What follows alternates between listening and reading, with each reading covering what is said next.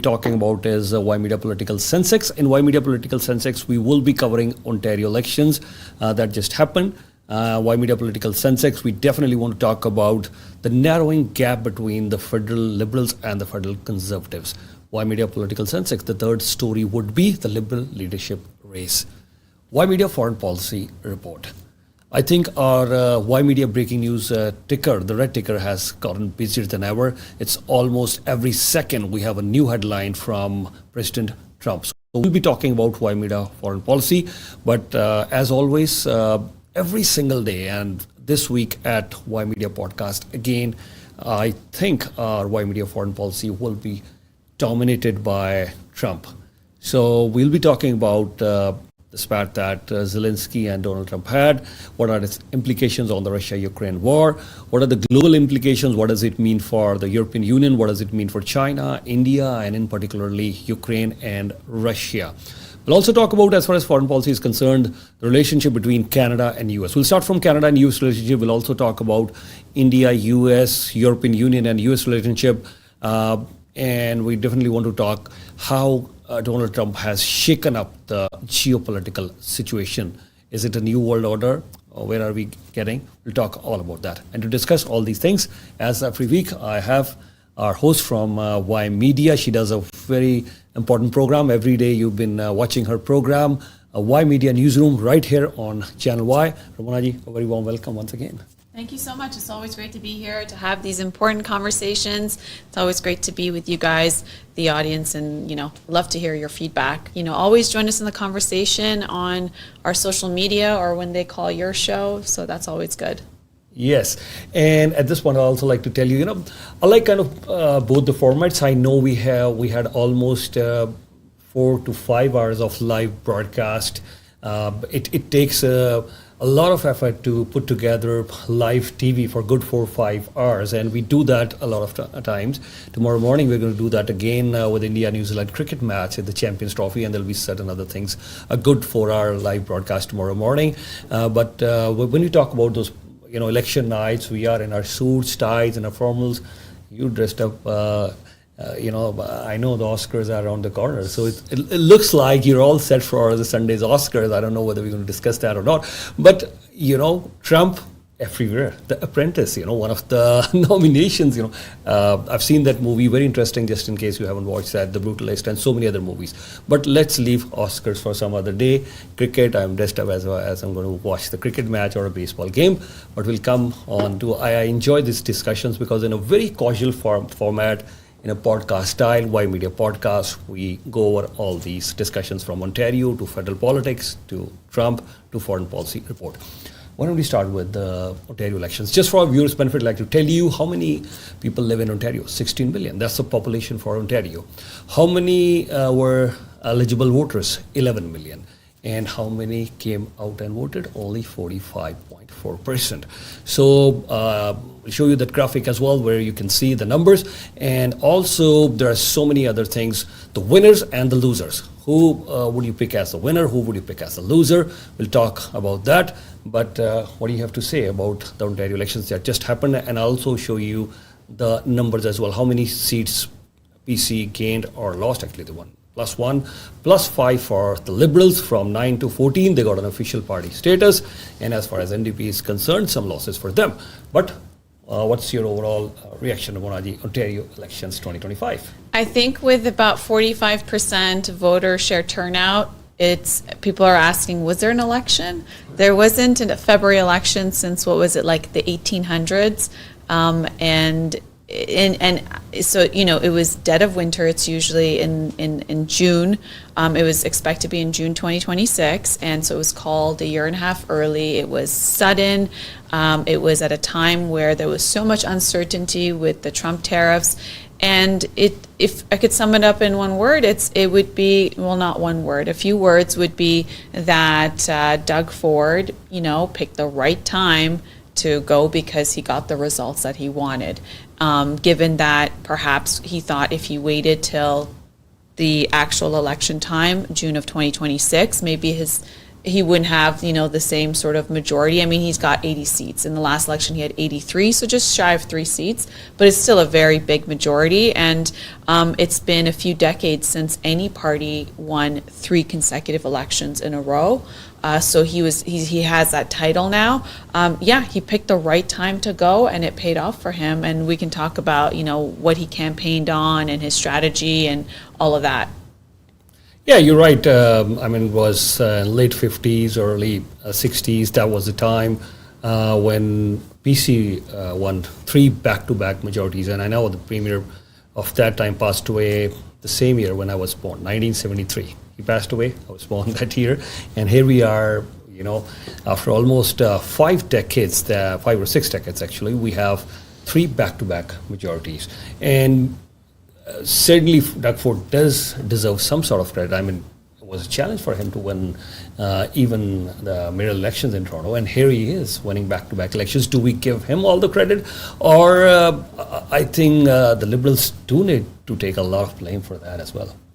Well, so here's his interesting thing. He's got a lot of luck in the political landscape when it comes to provincial elections, given that he was running for mayor for a second time when he ran in, was it 2014? Because back then Rob Ford, he got diagnosed, he was sick, so he stepped out, and Doug Ford stepped in. He was going to run as, councillor. I think it would have been like Ward 2, I think that's what it is, Etobicoke North area. And he stepped in and ran for mayor against John Tory and lost, and he was going to run again in 2018 until what happened to the PCs was then a young leader who, grew the party base from, 10,000 members to over 100,000 members, got that party out of debt, was winning by-elections, no other than Mayor Patrick Brown of Brampton. He had campaigned on being an outsider. He was back then was an MP for 9 years under the Harper government, and then prior to that he was I believe a councillor in the city of Barrie. So he had municipal experience. He was an MP. He had a federal experience, but he was never on a provincial level.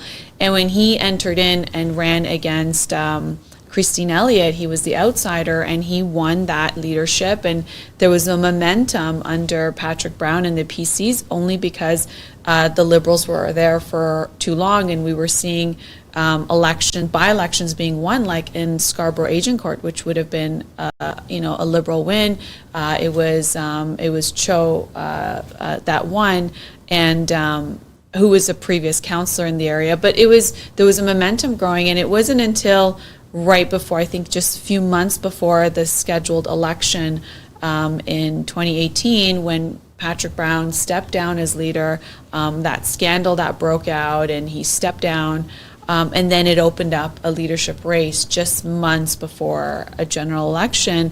And then Christine Elliott came out of retirement, and because she had left when she lost that leadership election, and then you had Caroline Maroney, brand new to politics, obviously a Maroney, and she was already a candidate in a riding.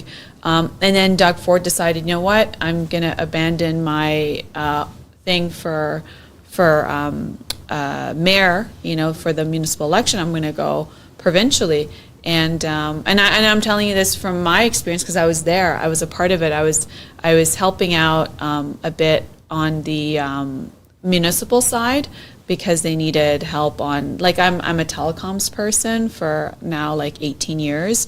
So then when he transitioned, the team that was there helping him transitioned from the municipal bid to the provincial bid, and so that's where the transition came in, and in that sense I came in and I launched a call center for making calls to run a drive, because you need to have memberships. You need to sell a lot of memberships if you're going to run in any sort of level, whether it's candidate, you need to sell memberships because you're going to go into an election process, right? So if it's in a riding level, you're going to go into a nomination process, and at a leadership level, you're going to go through a nomination process because there's going to be a leadership election.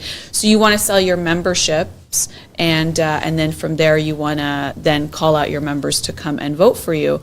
So it was very, and I can tell you that Christine Elliott had a lot of great support, and Caroline Maroney had a lot of great support. And what I mean by great support is when you run for leadership elections, you will have party operatives, people who are active political operatives, and they know what they're doing on whether it's, on the federal side, on the provincial side, and they have experience on both levels of government. So, you really want those great operatives to help your campaign, and then it also helps your campaign when you have, MPs, MPPs, councillors, senators who then throw their endorsement for your leadership.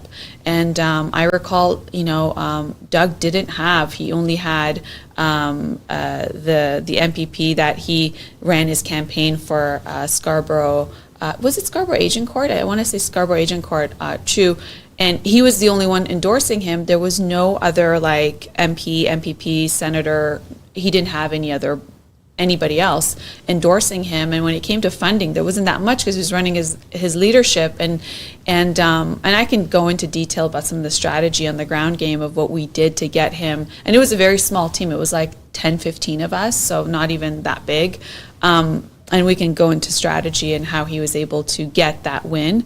But so the real competition was who was going to be the leader of the PC party in that sense. And going into that 2018 election, when he won the leadership, it was a done deal because the Liberals were on their way out, and it usually happens. It's a thing called a wave, and essentially, and it happens in every country as well. When there's a governing party that's been there for about a decade, usually there's a wave, meaning people get tired of that government because by then it shows in terms of their decisions and policy, it shows in how the economy's running. All of that starts adding up at that point. And then what happens is there will be a protest vote where people will go out and vote for the alternative in a way. So they're not voting for you, they're voting against who they don't want to win. And we saw that in 2018 with Kathleen Wynne. It was her second election, and she was promising everything under the sun and the moon, but it just wasn't going to happen. People were tired of the Liberal government, and the PCs were primed to take that on. If you notice in provincial or federal politics, it's usually between the Conservatives and the Liberals. The NDP will usually get share of the vote, but I don't know how much confidence there is for people to believe in an NDP government. And the last time we saw that in Ontario, it didn't go so well, right? So it's usually between those two parties, and there was momentum. So, he got in 2018 with a majority, and to the point where the Liberals lost party status. And then when it came to the 2022 election, and we can talk about some of the things that happened after COVID and the Prime Minister. We can talk about all those strategies and the implication on the narrative of how things played out. But, then you had Stephen Del Duca as the Liberal leader, and you had Andrea Horwath, who was running her fifth, I think, election, or was it her fourth election as leader, and wasn't doing as well. And you knew that she'd be on her way out. And Stephen Del Duca was not well known outside of Vaughan because he was a Vaughan area MPP. And so we saw that under Stephen Del Duca, the Liberals still didn't get party status. And usually it's like if you're running against leaders that people don't know or don't really, respond to, that's it. And then now in this election where he called, under Bonnie Crombie, the Liberal Party got party status, but she was still unknown out of, the Peel region. And that's a whole nother shock of what happened to her seat.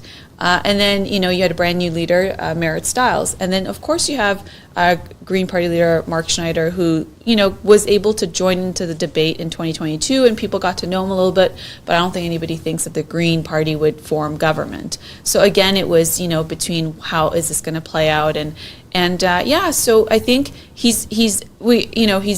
the elections that he's run, it's been primed for him, only also because, when you look at his opposition leaders, they don't have the same level of visibility that he has now had, being in municipal politics and now in provincial politics. So he's been a force in that sense.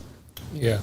Thank you for, giving us all that overview about Doug Ford and how he came into power. You're right. I mean, it's more by chance. I mean, someone who is struggling to become the mayor, as you were mentioning, and here we have John Tory. He successfully became the mayor. Here we have Olivia Chow. Here we have Tim Hudak. But even John Tory, Tim Hudak couldn't do what Doug Ford did at the provincial level, and John Tory couldn't do at the provincial level what he did at the municipal level. So these are very interesting things. Yeah, go ahead. It's always like with politics, it's always about the timing. Timing. Right? You could, if you're early or you're too late, it's always the timing. So, for in the 2018 election, it was the right time. Whoever was going to be the leader of the PC party was going to become premier. It was just well known. Like right now, we knew, like with Prime Minister Justin Trudeau stepping down, it's the wrong time for him to run for another election, for his fourth election. You just know that the mood isn't there, or the people don't support him. So, that there's always, that's why you see somebody like Mark Carney stepping in at the right time, right? And in terms of the narrative. So it's a lot has to do with the timing of the economy. How is it playing out? How well is the party doing in terms of the party that's leading the way, that's been in government? What are their poll numbers?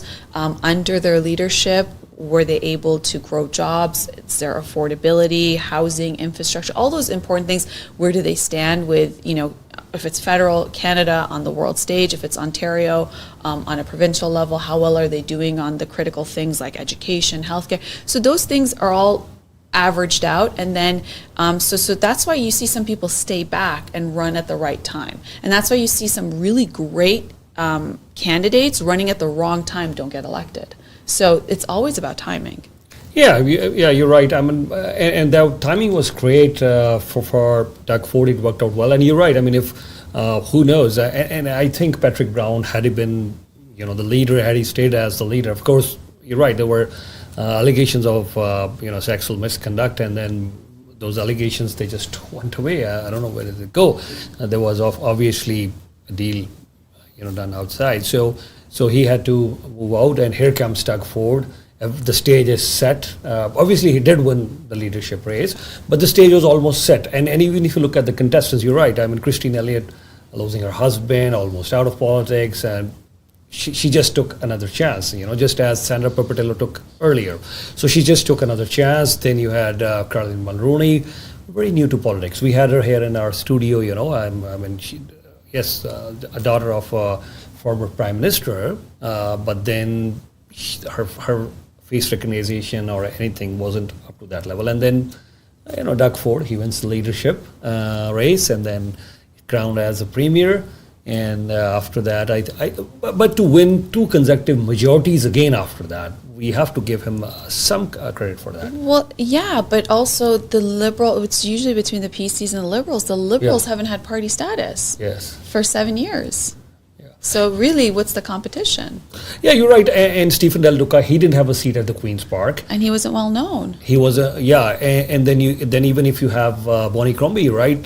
She didn't have a seat at the Queen's Park, and she for now, I mean, unless someone steps away for her, she won't have a seat at the Queen's Park. So you're right. I mean, not much of a competition for. And they were both in place for like a year and a bit before an election kicked in. Because when Stephen Del Duca became the leader of the Liberal Party, then COVID hit. Yeah. What airtime is he going to get when the premier is every day at 10 a.m. making announcements, right? Yeah. For like a good year, was it, right? And so Stephen Del Duca was completely iced out. When you don't have a seat in Queen's Park or in Parliament, you don't get any airtime. And if you're not on TV and in the news and you don't hold court, people don't know who you are. And then you go into an election, they're only getting to know you in an election cycle, and it's and you need to build that rapport, that trust, and so that's why there's always an advantage if there is a few years before an election, you're the leader and you're in, you have a seat, and whether it's in Queen's Park or on Parliament Hill, for people to be able to get to know you. And when you don't have party status, you don't have funding either. So money isn't there. So without money, without a seat, without any press, without anything, what are you going to do?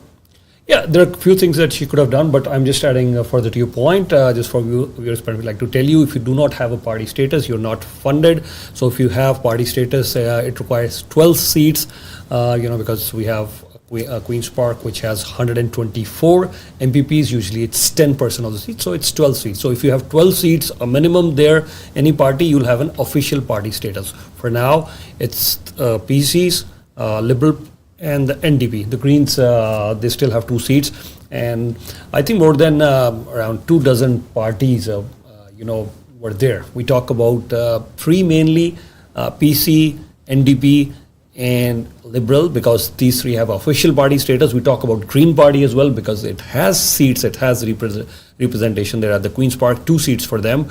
But all other parties, there are so many other parties, almost 24 parties, but we do not talk about them because they don't really make a dent there. They don't win a seat. We'll talk about an independent. She won a seat, and you highlighted her, and definitely I want to talk about that, but I will want you to start about her. But before we get on to that, we're talking about the Liberal Party. You're right. Without the party status, without the funding, without the it's tough to attract volunteers.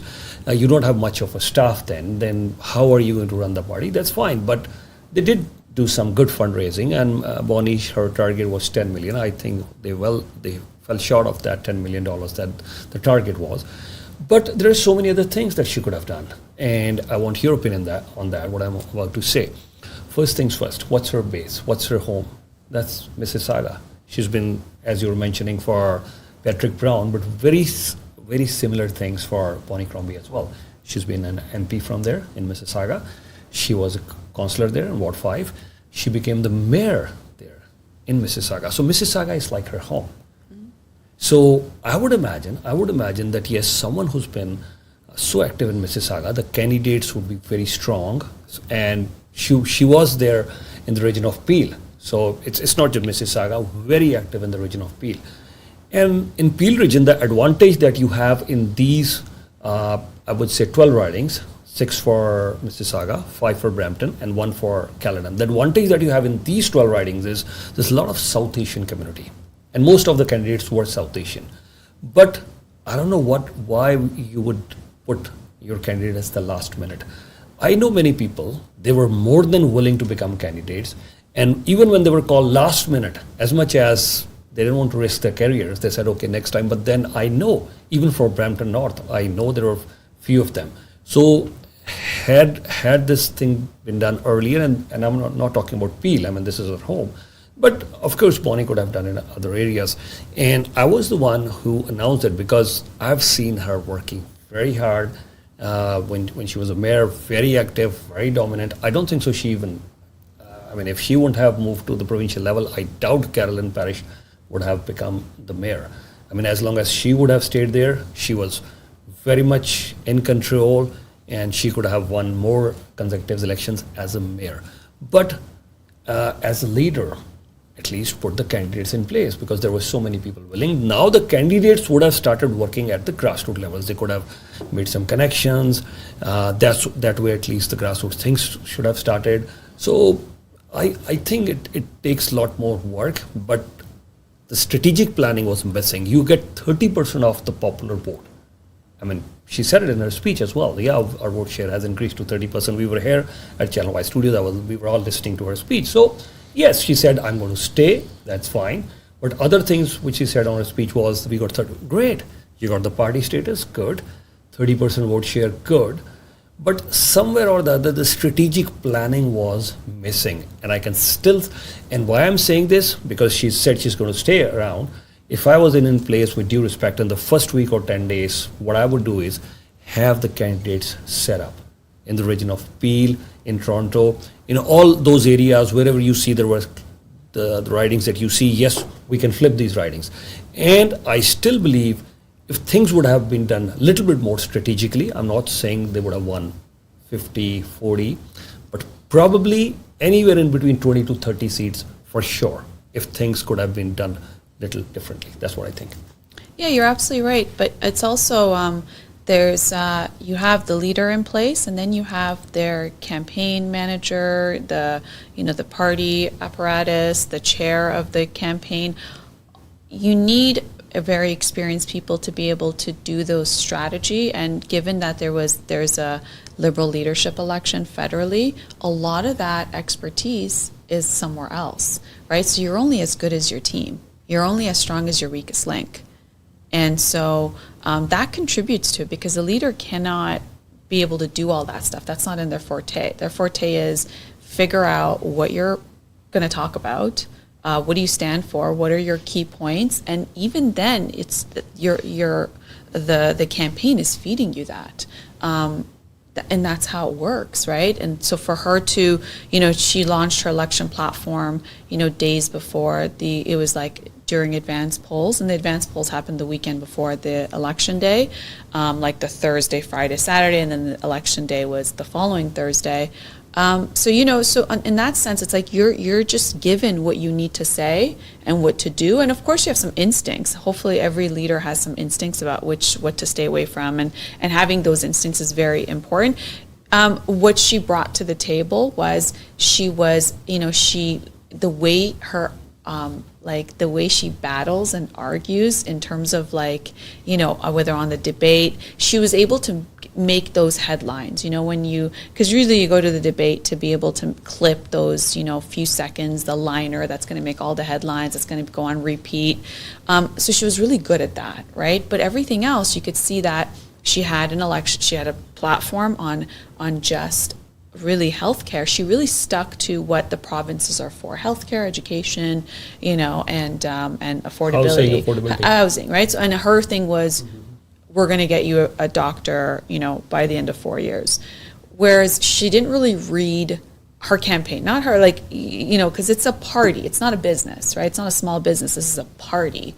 So it's an election campaign, so there's many hats there, right? And you'd hope that the people who are your campaign manager and the right key people, you have the right policy people, you have the right everything, and how to really messaging.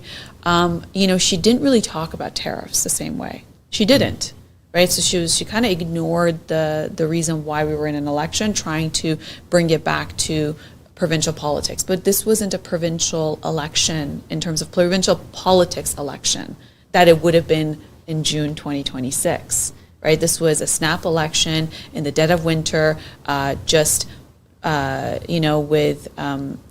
with President Trump taking office on January 20th. A week later, it was an election here because it was to respond to him. It was to respond to what is he going to do come February 1st. And that's why the election was launched before February 1st. And so she didn't carry on that messaging, and she stuck to whatever the messaging was. When it comes to having candidates in place, you have to have people who want to run you as in your party.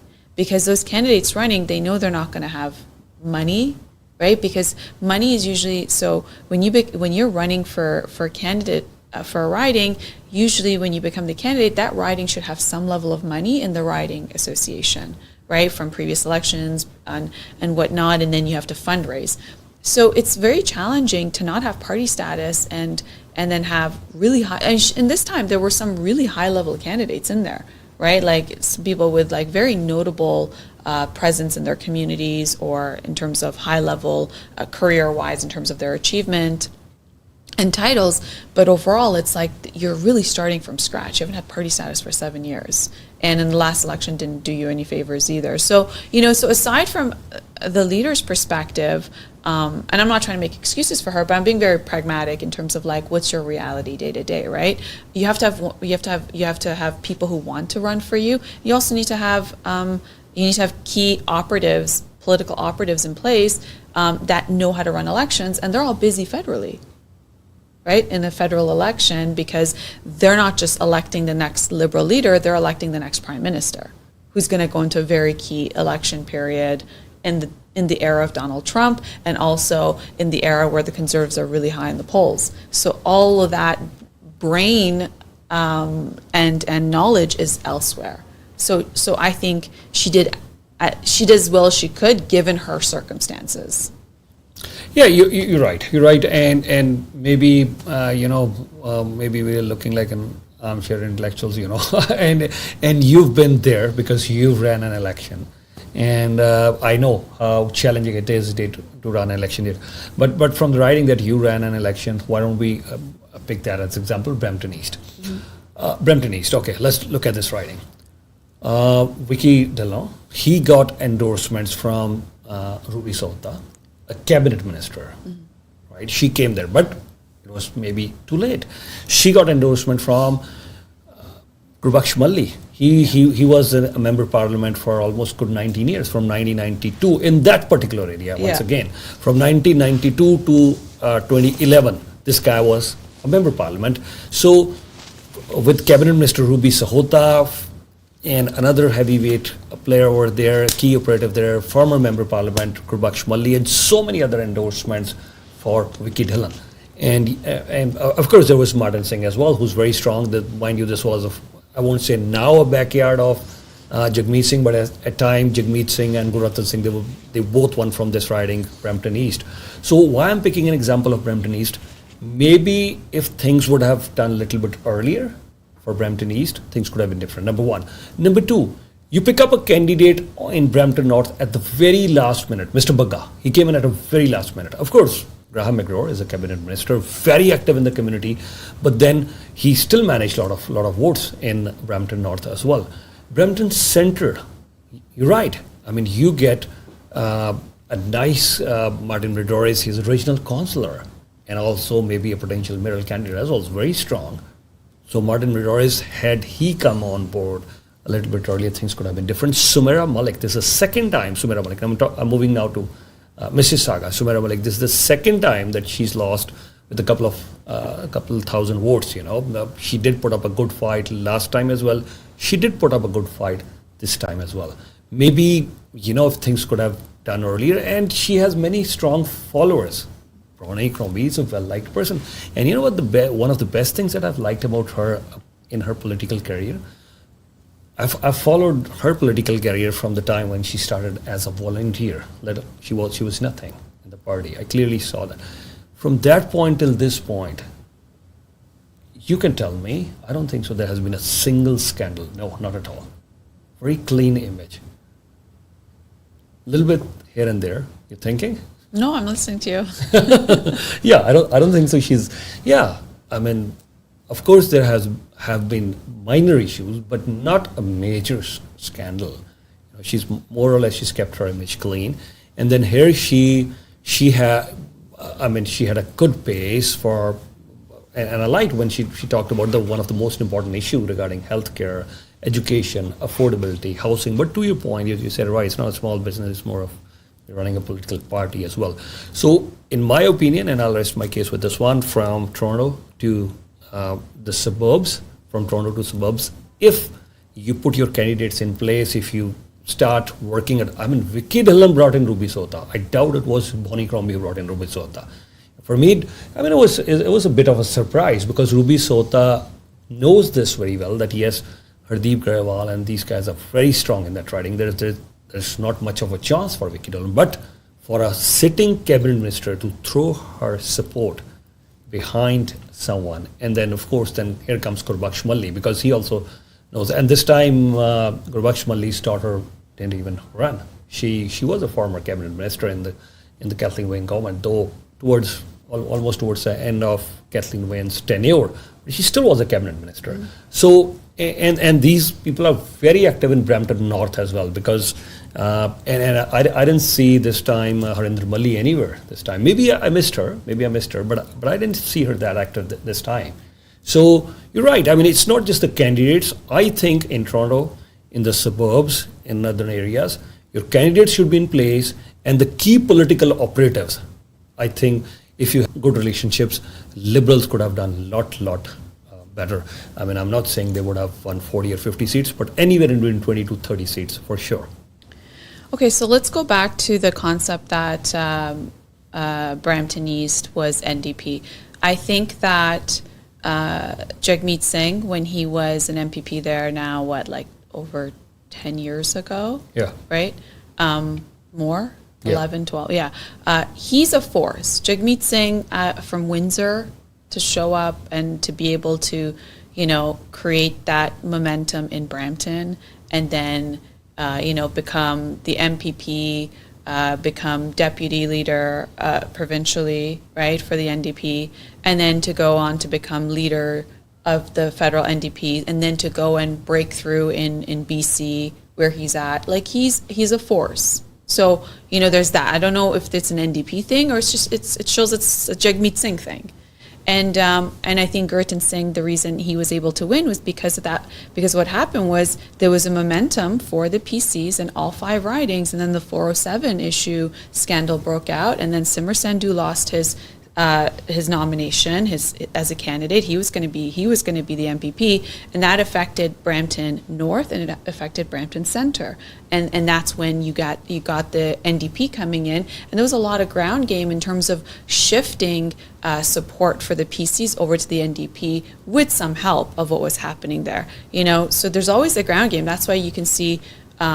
And perhaps maybe you want to interview Mayor Patrick Brown about what happened in Mississauga, because he said he was going to obviously supported his mother-in-law Sylvia Gualtieri to get there. So what you see on the ground game is completely different. That it's not in the media, and you want to be able to interview those people and to hear what really happened. Like I could go into detail what happened for Ford's leadership election, what we did on the ground for him to beat Christine Elliott and Caroline Mulroney, who had a lot more money and a lot more support. I can tell you exactly what we did. So there's always behind the scenes, the ground game. That's really important. So I don't think NDP was, it wasn't a factor in Brampton, because we're seeing that after that election in 2018, it wasn't a factor anymore. Gurtan Singh lost a seat. Sarah Singh lost, and she was the deputy leader, yeah. Right? So, and then also I think they replaced the Brampton North NDP MPP. They didn't let him run or something. What was it? Yeah, Kevin Yardy, and then they had somebody else. So there's that. And then when it comes to Mully, in terms of she ran for Stephen Del Duca, right? And then she didn't win her seat either. So so there's those factors, but then there's also the factor that Doug Ford hasn't been you cannot be a conservative premier in Ontario. It's very light, right? So what when you look at the conservative ideologies, right, is usually being very fiscal. Fiscal responsibility is huge with conservatives, and how you spend and to be able to have level of accountability, and also wanting smaller government, so you wouldn't necessarily have a bigger cabinet, you wouldn't have inflated spending, it would be accountable. And those are conservative ideologies, right? And so when you become a premier of Ontario, you become very center almost. And the thing with Doug Ford is, after his first year, there was a lot of things where, he was booed, if you recall, at, what was it? Was it a baseball game? I can't recall what, or was it a basketball game? It was some sports event in his first year when he was elected in 2018. He got booed. After that, you saw the shift that occurred in him, and then he was the man of the hour during the COVID period in terms of making sure, you could tune in and he was there to tell you, what Ontario is going to do, what the measures are, and his approach. And that was when you saw the shift in, how he talks to the media, showing up in a different way, his care, his all of that. And that resonated with people. And one thing about him is that if a policy is unpopular, he will reverse it. Right? We've seen that time and time again, whether it's the Green Belt thing, whether, during certain of the COVID announcements, if it was not popular, it was reversed. Something will get launched and then it's oh, okay, you don't like it? Oh, there's backlash? Okay, so I think people feel like they have a way of communicating with the premier on that level, right? Because they'll voice their opinion, he'll listen, and some people may call it a flip-flop. Other people will say, no, he's listening and he cares about what you think. So there's all of that, right? But also, I think it's very important that anybody who becomes leader of a party and then who ends up, having the fortunes of winning an election and they become, whether the premier or the prime minister and that level, they need to have very specific things that they want to accomplish in the first 100 days. And they need to have a very specific vision for what they want to accomplish and what they want to be known for in their term. Because if they do not have specific things that they want to be known for, then if you get caught up with the day-to-day, and we all know when you get caught up with the day-to-day busyness of life or the busyness of running government, it could just run away from you, because we know time goes by really fast. Imagine if you woke up in the morning and you didn't intentionally have a schedule of things you wanted to accomplish, whatever those things are, 2-3 things that you say, I want to do this today, or this is my to-do for the week or the month. You usually have those things, right? But if you just don't have intentions of what you want to accomplish and you're just going with the whatever comes up, it's going to be a lot of stuff. And I think that's something we need to really look in leaders, that they have that intention of what they want to accomplish. And we're seeing that, like, for example, south of the border, right? President Trump said, I'm going to do this. The guy, he hasn't even had his 100 days in office. He's been there for like not even a full 2 months. And it's been executed and then beyond what he said he was going to do. So really, intention is really important. And that shows up in election time. So in this election time for the PCs, Doug Ford was asked, like, hey, what happened to housing? Where are you on those targets? Whatever you announced in 2022. What's happened in healthcare? What's happened in education? But he ran his campaign against President Trump. He didn't run it against Bonnie Crombie or Merritt Stiles. His campaign, it was as if he was running for prime minister. His opponent was President Trump, and that resonated with people because President Trump has dominated the news cycle since he got into office. And if we're listening to more about President Trump and what he's doing than tuning into provincial elections, he picked it the right way to run a campaign against Trump and nothing else. Yeah, I think you just made a very good point. You're right. Actually, Doug Ford, he positioned himself more against Donald Trump. He positioned himself as Captain America because he definitely knows Trudeau is on his way out. We do not have a new leader elected. So, of course, they're all positioning themselves that they could, Chrystia Freeland, Mark Carney, yes, they would be tough against Trump. But then there wasn't anyone who was really leading as Captain Canada. So here comes Doug Ford. I'm Captain Canada for you. I'll be the one, and we'll lose 500,000 jobs. We have to stand up against Trump.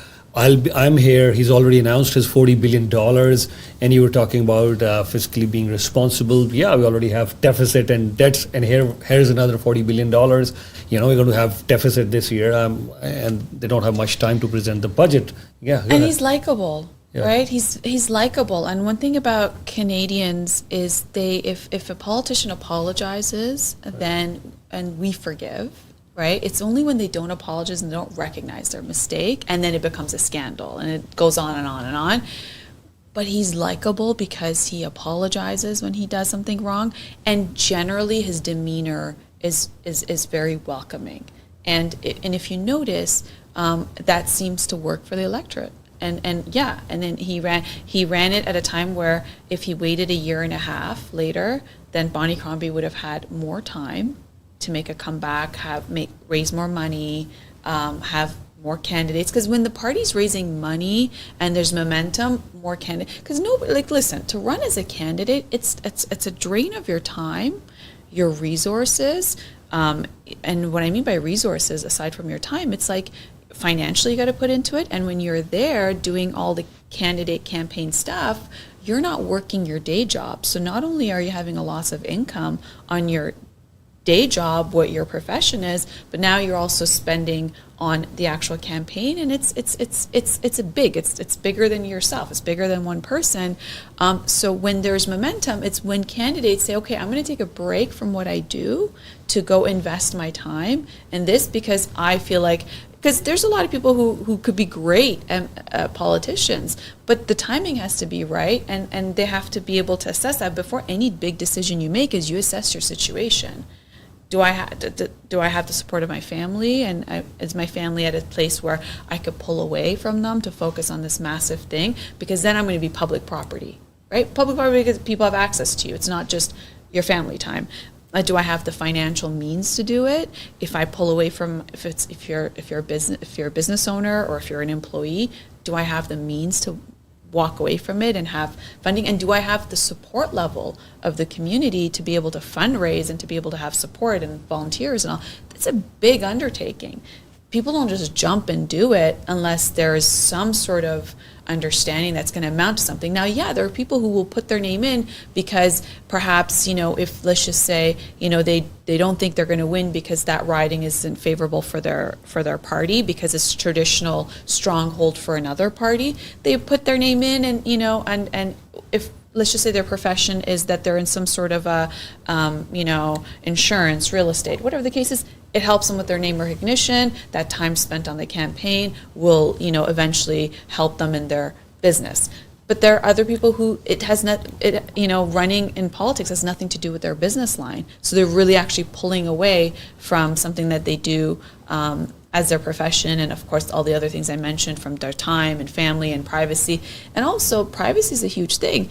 When you become a candidate, people can look up what you did 10 years ago, what you said, what you didn't say, what you wore, what you ate, like everything is on full question, right? And things that you weren't even aware of that you may have said or didn't say or was there or had a picture with somebody or not, whatever the case is, that all comes to the level of scrutiny there is for people who want to take political office is a whole another level that we scrutinize them more than anything else. So people have to actually want to even go under the microscope that way too. So it's a lot. Yeah, I agree with you.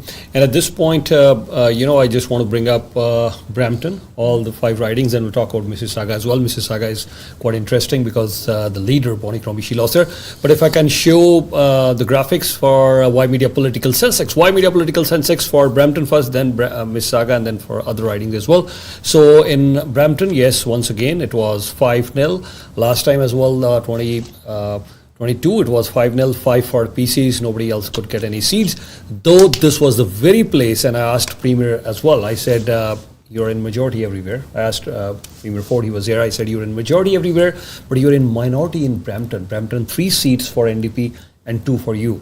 He said it here that next time we will make it 5-0 for PCs. They did it in 2022, and once again, they did it in 2025, 5-0. But if I may show on full screen, one by one, all the ridings. So this is the first riding that you see. This is Brampton East.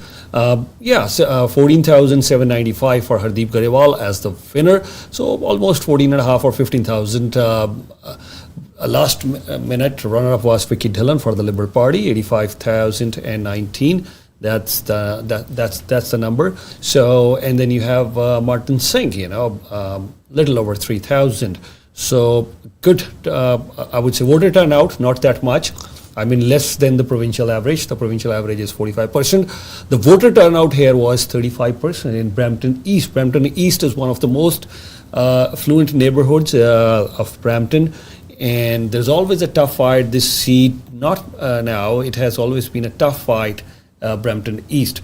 And this is again a swing riding. It goes to Liberals, it goes to Conservatives. It's gone to NDP as well, and at the federal level. Same at the provincial level. It has gone to Liberals, it has gone to PC, and it's also gone to NDP at the federal and provincial. So that's why I call this as a massive swing riding if you look at Brampton or even otherwise as well at the provincial and the federal level. So quickly we'll move on to our next riding, that's Brampton West. Not much of a competition there for Amarjot Sandhu, precisely because NDP, almost a total collapse, less than 2,000 votes there for NDP. Andrew Kania, he's run for the Liberals at the federal level as well. He's a lawyer by profession, and at that time we know he lost there as well. But Amarjot Sandhu came as an international student, became PR, then a citizen, then a member of provincial parliament. More than 19,000 votes for him. He's won by a good margin. We'll go to the next slide. this is Brampton Centre for you. I expect a little bit more of a competition here.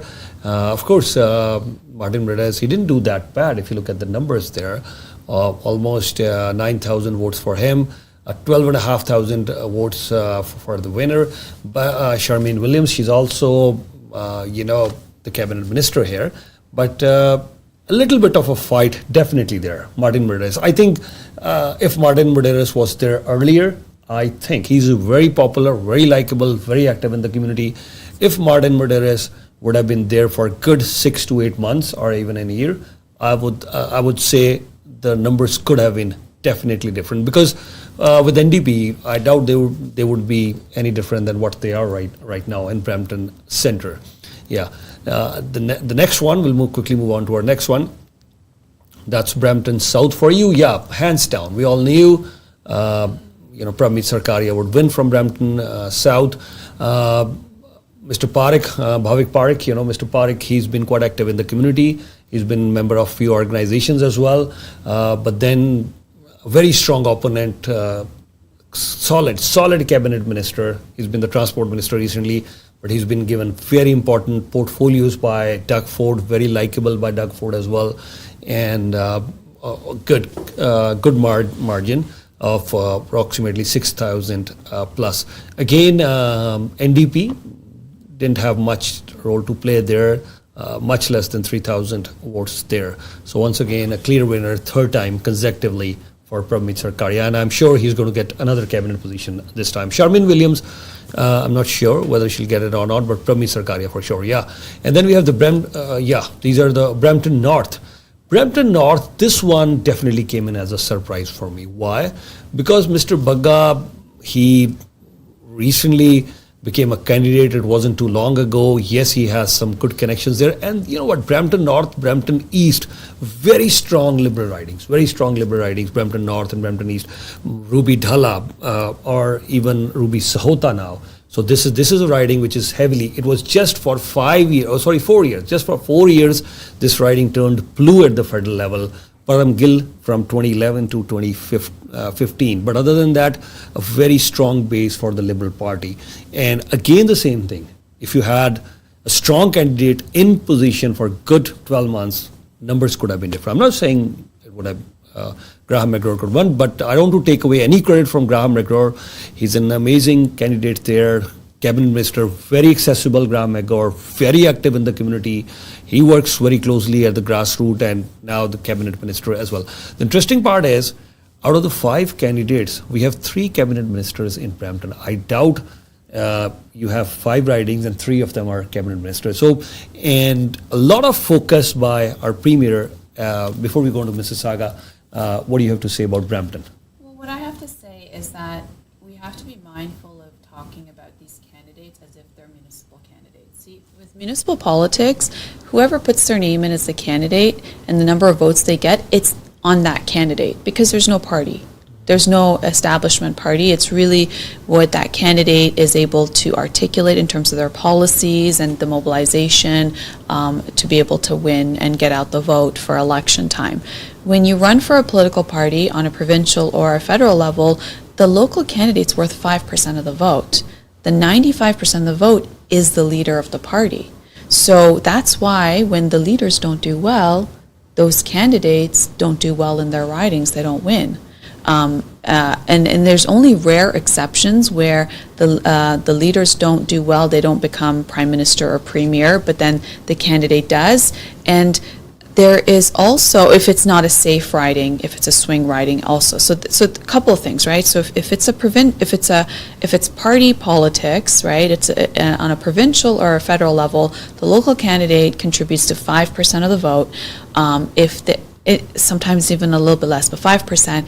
If they are a well-known name, like let's just say it's somebody who's like, in the media or whatever the case is, very well known in that sense, then they could contribute to at least up to like 9 to 10% of the vote in that riding. The rest of it is going to be on the leader. And what does the leader do? The leader is only talking about the things that their campaign manager and their campaign has put forward as the things that they need to talk about.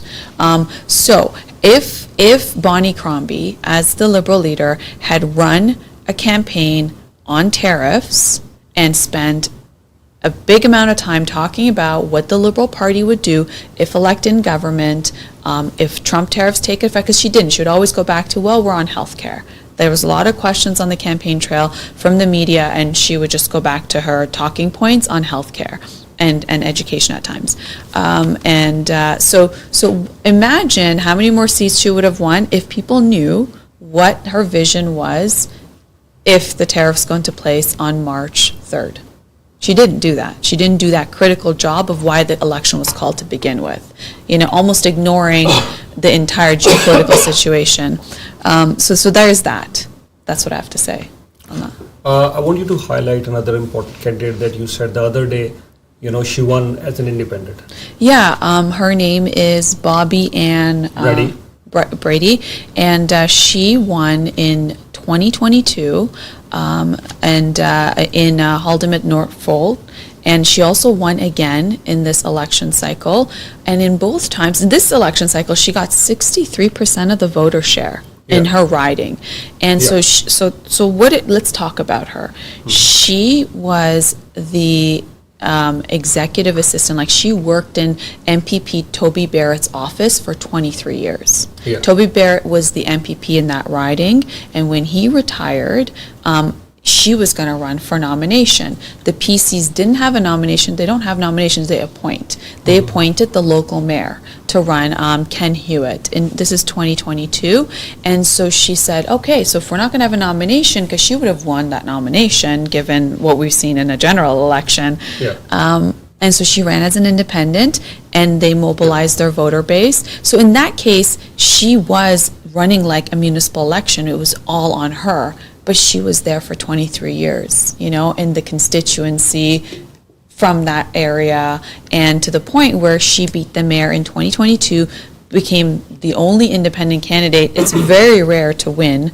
And then again, she won again when they also had another mayoral level candidate running against her for the PCs, and she got even a bigger share of her riding. So, that's usually not done. There's key things that are happening on the ground level there that that they know about, and she's a force because she's holding her own, and the people are supporting her there. And if you recall, when there was federally, Oxford is the riding next to it, and when MP Mackenzie stepped down and Arpan Khanna ran for nominations there, if you recall, then the previous MP, Dave Mackenzie, was his daughter was going to run. She was a counselor, and she was going to run for by-election there. Yep. And the whole thing was that Arpan Khanna wasn't the thing about them in that community, which is neighbor of Haldimand Norfolk. Their ridings next to each other, Oxford and the other one, and the whole thing there was that Arpan Khanna's not from the area, and then there was some disqualifications that happened, but he won his nomination, which led for him to win the leadership, the by-election that took place. But if you notice, it was the first time the Liberals got so close. It's a stronghold. Oxford riding is like, from the inception of Oxford riding, it's been conservative, right? It's a very strong hold in Ontario for conservatives. If you notice, in that by-election, the Liberal lost by just, I think it was a few thousand votes. Like, it was unheard of. Yeah. But again, and then they said, if you guys don't listen to us, we will do what Haldimand Norfolk has done, meaning run our own candidate. We don't care about, because Haldimand Norfolk is also a conservative riding. So here is this Ann, sorry her name again. Bobby Ann Brady, who ran and won in a very stronghold conservative riding as an independent. So it goes to show you, certain ridings, it's the demographics of what they have there and how they mobilize on the ground, and understanding it that's why when I say it's not a small business, it's a big party, they need to understand, and which they do, each riding is different and how they mobilize, how they move, just like how Brampton East is so different compared to Brampton West. Very different. Very different. Very different, right? But you need to have that level of knowledge to be able to, when you're running a political campaign, I'm not talking about the leader. The leader, that's not the leader's responsibility. The leader is supposed to go make sure when they get in front of the camera, announce their policy that day, they can answer questions from the media. The leader's not supposed to know what's happening on the ground in each riding and what are the things at play. There's no bandwidth for that. So it's really, the campaign operatives, the campaign manager, the campaign chair, and the key people they put into place, the key people who are running each regional, because it's different messaging in everywhere. Each riding has different needs, has different things at play. Yeah, you've made some very good points, and just to further your points, you're right. Sometimes there's a pushback, and that's exactly, you mentioned the Oxford riding, but coming on to Norfolk riding once again. From 1995 till 2022, for a good 27 years, and even before that, this was always a PC riding. And then you have this Toby Barrett guy always winning, no issues at all, winning by a good margin most of the time. I checked the electoral record in that riding. And as you rightfully mentioned that, yes, when in 2022, when Bobby and she said, okay, fine, I want to run, because you're right, she's been working, she's been PC ever since. She's been working very nicely, and she had very good connections at the grassroots level, but she was denied and a mayor was brought in. And then she won by a slight margin, by approximately 2,000 plus votes, but she came back even stronger this time, the second biggest margin across the province, 20,000 votes. And if I may show in full screen, if you look at this, and this is a perfect example of someone, as you were mentioning earlier, these are exceptions, but there are exceptions when the party loses. I want to show about Bobby and Brady if we have that one. So for Bobby and Brady as an independent, yeah, she won this riding. And it's a conservative riding, and the reason I brought up Oxford is because they said, did you see what happened in Halden and Norfolk? We're going to do the same thing. Okay. That's why I brought it up, because they made the same threat when they felt the party wasn't listening to them. Wasn't listening. Right? But in these conservative ridings or stronghold liberal riding, really your biggest contest is the nomination. Because if you win the nomination, know in a general election, you're it. If you're running in the right party for that constituency, right? So yeah, here it is. If you see this one, what an amazing success that we've had here. The PC party was the runner up there, and then we have Brady as the winner. So Bobby and Brady, you see their clear winner there, and are then those right numbers? Yeah, and then maybe I think the number, because the 12,000 is not. That's not visible there. I think the numbers have to be changed. Yeah, because she won with a landslide. Landslide, 20,000. Yeah, and she also won with 63% of the voter share. 63% of the vote share, 20,000 was the margin, the second biggest margin. Yeah, but I think overall I must say that yes, amazing work done. Of course, she would have done really well there. She won in 2022 in a general election. It was not a by-election, general election. Here she wins, Bobby and Brady in another general election. PC, Liberal, NDP, they were all second, third, or decimated to fourth position, an independent winning, and that too against the establishment. Yeah, and that goes to show in those ridings when they make those threats, you should listen to them perhaps, right? So when a party doesn't listen in, they thought maybe it was a fluke in 2022, and then it was proven again. It's because they didn't hold a nomination. And when you don't hold a nomination, you know that whoever is going to be the PC candidate for that riding is going to become the MPP. And she's like, well, I'll show you. And she showed us all. Okay, we'll come back here to very interesting questions. We'll also show you some interviews as well. Doug Ford, third consecutive majority for him. Will he come back the fourth time? We do not know. But are there other leaders who are planning to become the provincial leader? One of those I think is Patrick Brown. He could come at the provincial level. Patrick Brown could also be thinking of federal level. He's already tried one leadership race. He was removed from the federal conservative leadership race. Then he might give it a try as far as the provincial leadership for the PC party is concerned. I asked this question to Patrick Brown. Let's have a listen. I did ask him, where are you heading, Mr. Brown, from here onwards? Are you going to head towards the provincial? So this was my question to Mayor Patrick Brown. Are you going to run after Doug Ford and the provincial politics as a leader, as a potential candidate for premier here, or are you planning to go at the federal level where he's already been once and plan to become the Prime Minister of Canada? So have a listen what Patrick Brown replied. Patrick, a very warm welcome on Ymedia. How are you doing? Very good. Proud to be here with my friend Hardeep Grewal, who has just been re-elected, and it's a great day for Ontario, a great day for Brampton, and just so pleased to see Hardeep back in the legislature. We've had some big projects for Brampton we've been working on together. The second hospital, which we have the groundbreaking coming in a few weeks, the medical school, the tunneled LRT. It's been quite a string of successes, and I can't wait to see this success continue and this collaboration continue. But tonight's also special because I got to celebrate my mother-in-law being elected an MPP too. So she's going to have to learn from Hardeep, who's now, you're not a rookie anymore, you're a veteran. Yeah, second term, but that's thanks to friends like you that have been able to guide me along the way. And he's a champion of pulling the Hail Mary. Anytime things get tough and people underestimate Patrick Brown, he's always there to make sure that we pull the rabbit out of the hat and make that happen. And that entire riding, swinging the way, a testament to your hard work and your connection to the people across field and the relationships that you've built that have delivered that riding especially. Yeah, so you can see we're all smiles here, Ymedia. Smiles. Yes, I can imagine you're all smiles, you're all happy. Congrats to Hardeep Grewal and congrats to you as well.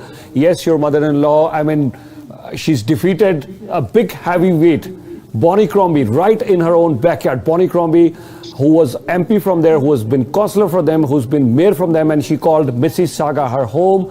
And your mother-in-law, she defeated Bonnie Crombie. That's a big thing. And we're even hearing things that she could become potentially the next cabinet minister. And you worked hard, so congrats to you and your team. But my question to you is, do you see yourself heading towards the provincial leadership or maybe towards the federal side? That's what everyone wants to know from Mayor Patrick Brown. No, I'm very happy in Brampton, and I presented, and I hope Premier Ford continues for a fourth and fifth mandate. Don't forget, it was a Bramptonian and Bill Davis who led the province for 14 years, and I think they've got a great team there. And I'm just happy that there's people that I believe in, that I enjoy working with, that are serving there at Queen's Park. And if I had any other answer to that question, my wife would be coming down here to give me heck. So I love being mayor of Brampton, and that's not going to change.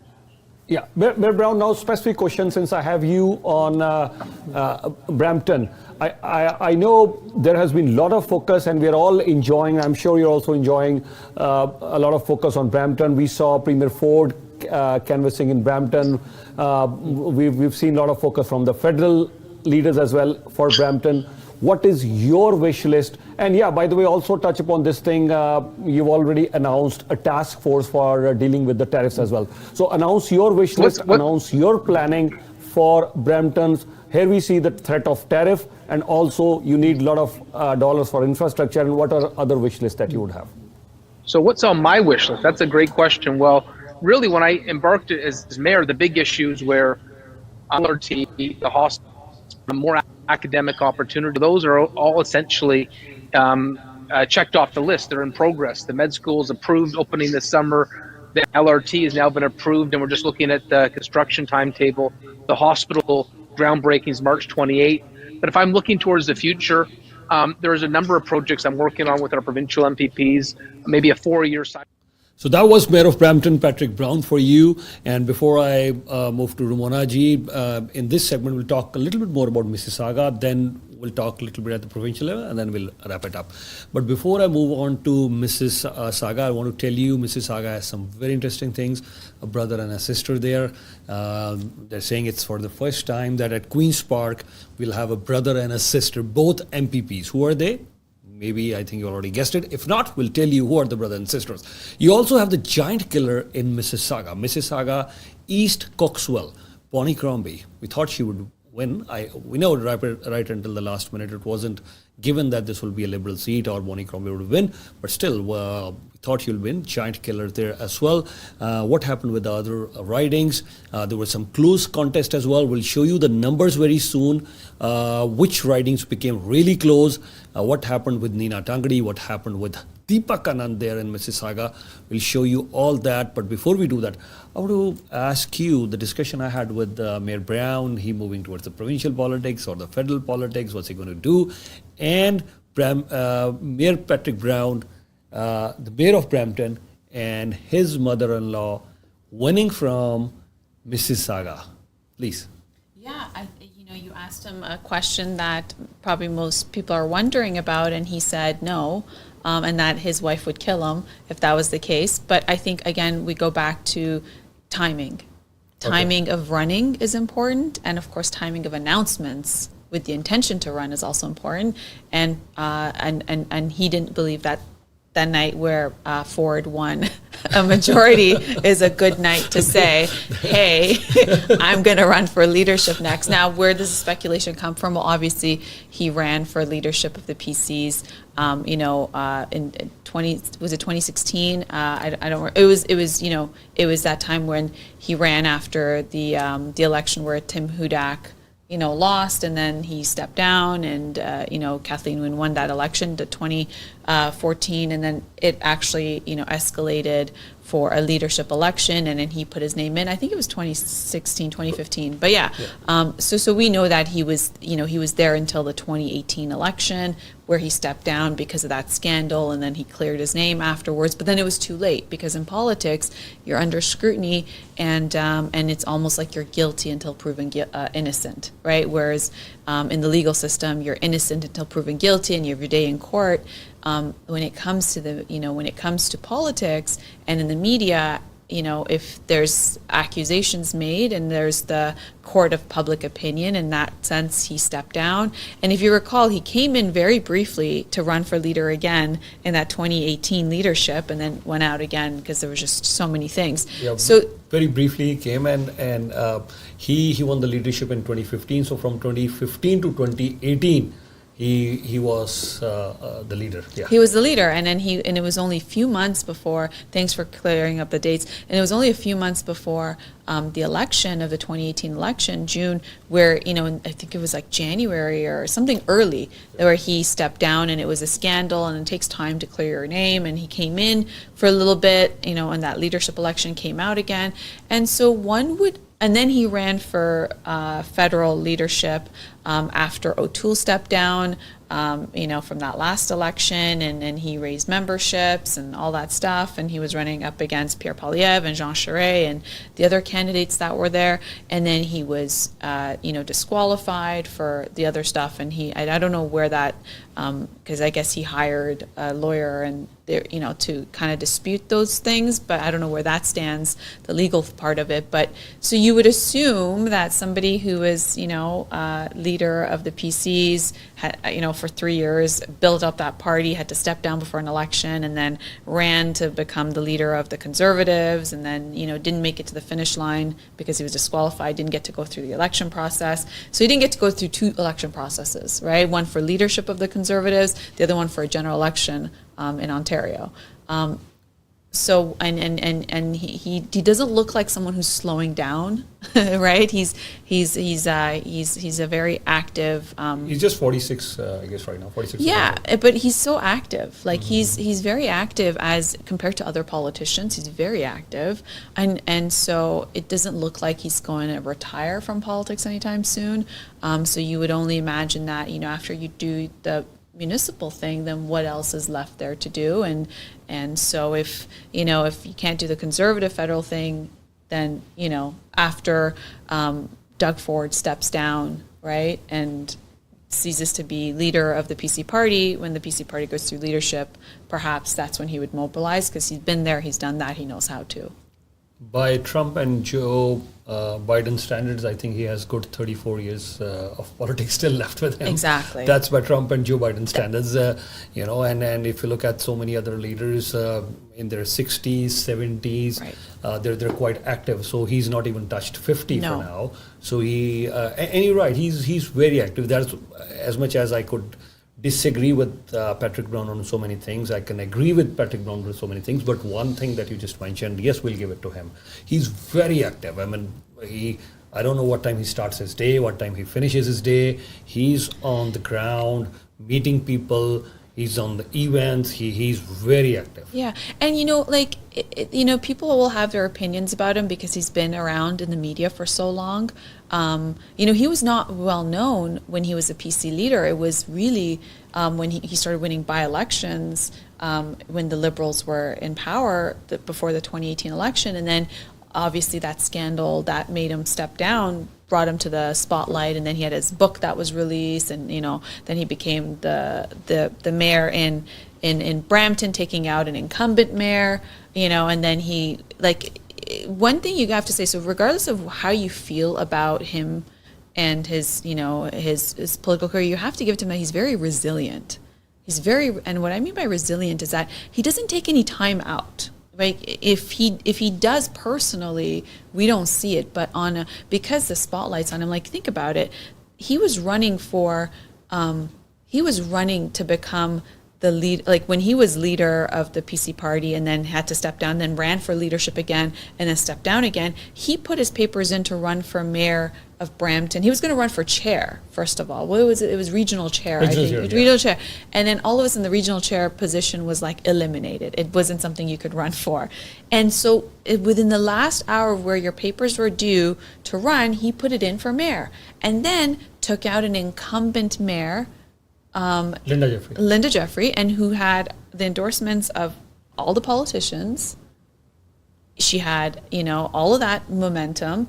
And here he comes, fresh off the scandal, fresh off of, I was the leader, I was going to be premier, I didn't become premier, I ran for leadership again to get my old job back, I didn't get that, I was going to run for regional seat, that got eliminated, also I'm running for mayor, and who's supporting me, right? And I'm not from Brampton, right? But he had mobilized so much as the leader of the PC party that he had his roots, in terms of the mobilization, and he comes into Brampton, wins it, and then before the next election of the Brampton election, he's running for leader. If he's running for Conservative leadership, and then right before the deadline again, before the last submittal, gets disqualified, and then within the drop of a hat, he's running for mayor again.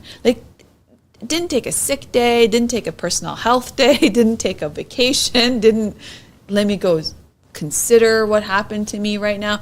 And what I mean by that is, maybe he did, but for 5 minutes, but what I mean by that is, as soon as you put the camera in front of his face and you start asking him questions, he doesn't even look like he's upset. He's just saying his talking points, talking about what he's going to do.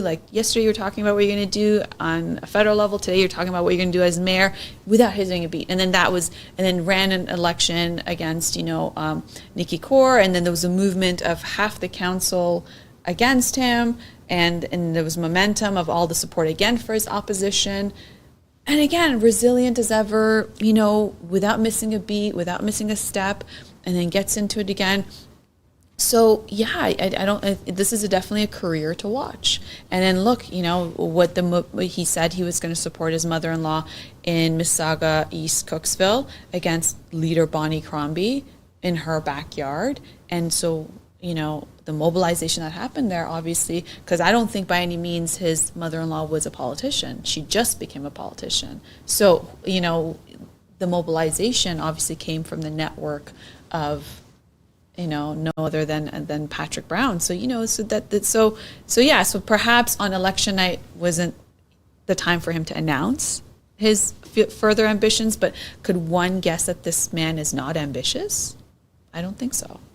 Yeah, I've always said to Patrick Brown, whenever I meet him, I've always told him, I said, yeah, you're not going to stay Brampton for a very long time. And I was mentioning earlier, I mean, he hasn't even touched 50 now. Good 10, 15, 20 years for his political career. So he might be gunning for federal leadership for the Conservatives, maybe 5 years, 10 years from now, I don't know, or maybe provincial leadership for the PCs and then the premier there. And yeah, you're right. I mean, he also wrote a book on that, the political assassination of Patrick Brown. He wrote a book on that. And I still remember, he told me that this many months and my book is coming out on this and this date. And the first interview, I'm going to give it to you, Yudhvir. I said, okay, fine. I noted the date. I never reminded him. And on that particular day, he launches his book. He calls me. I have an interview with you set up a few months ago, 6 p.m. I said, yes, you're right. And I have that in my calendar too. So we never reminded each other. He shows up. And at that time, we spoke about the book. Okay. Next time, he calls me. I'm running for, the leader for chair for the region of Peel. I said, yeah. So we scheduled an interview. So, and before his interview, Mayor Linda Jeffrey's re-election, time comes, and she was ready for interview. So what happens? Mayor Linda Jeffrey, I interview her, and she's leaving. Patrick Brown is coming in, and that time, nobody knew that the very next day, this seat will be taken away, and Patrick Brown will be announcing for mayor. And just outside our studios, we have Mayor Linda Jeffrey leaving and Patrick Brown. They're shaking hands, and they said, okay, let's have Yudhvir in the center and we'll take a picture. So I'm standing in the middle. Here is the Mayor Linda Jeffrey seeking a re-election as a mayor, and Patrick Brown, planning to become the regional chair for the region of Peel. And the very next day, now these two become opponents. So we had that picture a day earlier of both the opponents, Linda Jeffrey and Mayor Patrick Brown. But yeah, you're right. He's very active. Yeah, of course, he has his fierce opponents as well who do not like him. And at time we thought Doug Ford and Patrick Brown, maybe they don't like each other. That's what we thought. And Ymedia was there when, after all this, Premier Ford and Mayor Patrick Brown, they came face to face. We had to capture that moment. How would they react with each other? And here we are, almost in all the press conferences regarding the announcement when Premier does, Patrick Brown is there by his side. Well, that's the thing, right? Like in politics, if you're somebody who's going to strive to stay in it for a long term, there's a saying that says in politics makes strange bedfellows. Yeah. And what that means is that, you could come together even though you don't agree on things and you have a history together, but you can come for a common cause. And this common cause was to make sure Bonnie Crombie doesn't get elected, right? Or for whatever, optics-wise. Maybe there's other causes, I don't know. But, so you come together. So this doesn't necessarily mean, everything is great and everything's forgotten, but it also means, hey, we're in the business of politics. We win and lose elections, and we have, we need each other's support for certain things. And there's also favors that are asked, right? I support you in this, then when I need your support, you do this. I guess it's transactional, but there's also there's common goals, and it's about understanding those things, that it's not an emotional thing, but it's more of a strategic alliance for what's required. Because, as we've said from the onset of this show, when it comes to politics, it's all about the right timing, when you're running, what you're running for, what the message is. And so strategy is a big thing, and so are those alliances. Yeah, and at this point, why don't we have a look at the Mississauga ridings? Mississauga is very important. Why I'm saying Mississauga is very important? Because the Liberal leader, Bonnie Crombie, almost 1.5 decades, the Liberals ruled here. We had Dalton McGuinty and then Kathleen Wayne. But now here, the leader now, they haven't had a seat, whether it was Stephen Del Duca. He didn't have a seat at the Queen's Park for a good 3 years.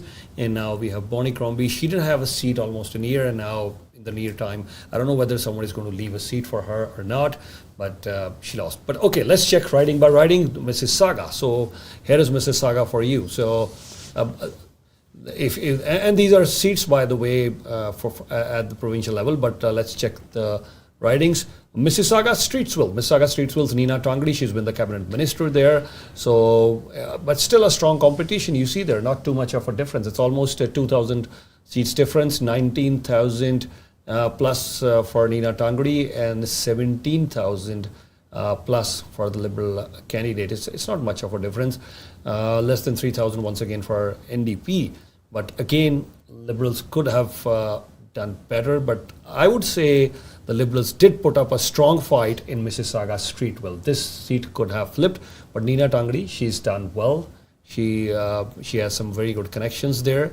So precisely that was the reason. She's also a cabinet minister there. Yeah, and if you remember, she tried to run 7 times before she won in 2018, and then won again in 2022, and now in 2025. So, if you're trying, try again, because Nina Tangri is a great example of someone who ran 7 times before she won 3 elections ago and won now 3 elections in a row.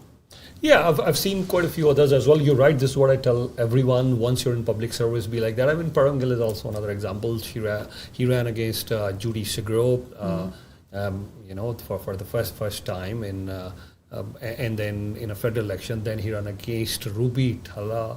He lost, and he again ran against Ruby Dhalla. That was 2004, 2006 he lost, 2008 against Ruby Dhalla he lost, 2011 he won. So from 2004 till 2011 he was running all the time, and then 2015 he lost again, and then he ran in 2018 again at the provincial level.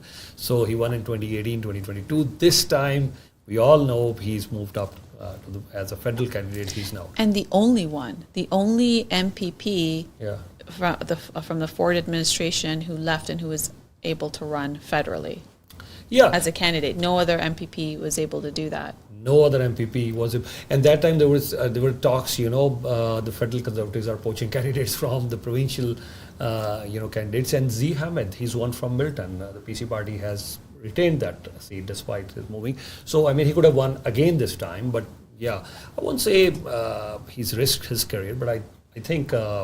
In case the Conservatives win, that's a safe siding. He might get a plum position there. Yeah. I mean, I'm saying that, no, I think that provincially they wanted to go up. It's just he's been the only one who's been able to go up to the federal as a candidate. I'm saying he's lucky to do that. He's lucky. Not that he's not. He's unlucky. Also, reminder is that if you're an MP for 6 years, you get a pension. You don't get it as a MPP. That's something that Mike Harris moved out of the way for. I don't know if it's been back, but there's no pension on a provincial side. Yeah, so since Mike Harris got rid of that in the 90s, was it? So all these MPPs who are now just like, for example, the PCs who've won 3 majorities, they're going to go into 11 years. After 11 years, there's no pension. Federally, 6 years, you got a pension. Is that the reason Jagmeet Singh moved to the federals? No, I mean, I don't know what Jagmeet Singh did or didn't, like what his reason was. Mind you, you want to always move up. You want to do something, right? You want to do something, right? If you're done here, you want to, what is next? That's why we were just talking about Mayor Patrick Brown. But, with Parmgill, he has only 4 years, does he not, as an MP? Yeah. So he needs 2 more years, and that it works out for him. Yeah, he's been an MP from 2011 to 2015, So let's carry on. So this riding, Mississauga Streetsville, we've seen that, a close contest at Mississauga Streetsville. Let's quickly move on to our next riding in Mississauga. So now if you look at this one, once again, I would say Annunciata Krishnova, he was at 16,784. Wow. And Sumaira Malik, she's at 14,703. So almost, I would say 2,000 is a difference, and it isn't any different from 2022, because that time also same candidates for the PC and the Liberal. Sumaira Malik, she lost by 2,000 in 2022 as well. 2 consecutive ridings: Mississauga Streetsville, Mississauga Centre.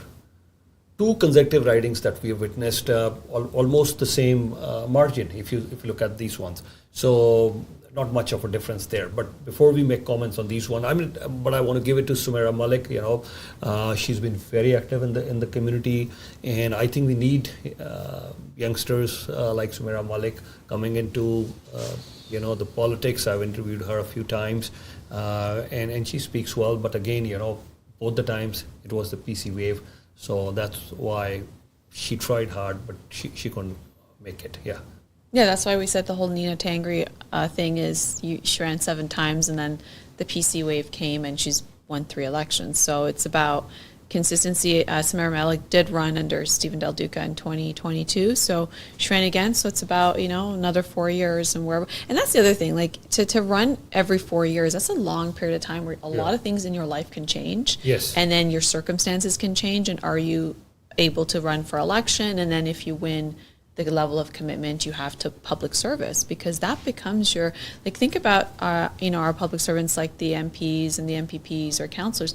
They're at how many like, I won't talk about Brampton, you know, because Brampton's very active. How many functions do they have to go to, right? 7 days a week. 7 days. And multiple in an evening. And if they don't show up for one thing, it's noted, right? You weren't there. We invited you. You weren't there. And it's not just even like political functions. It's like weddings and events and associations and so many different things. And funerals as well. Yes, funerals. And so, and you know, you're really in the community, and you become a pillar of the community. So, you know, it's your personal life, your family life, you know, all of that, you know, they get less of you and the public gets more of you.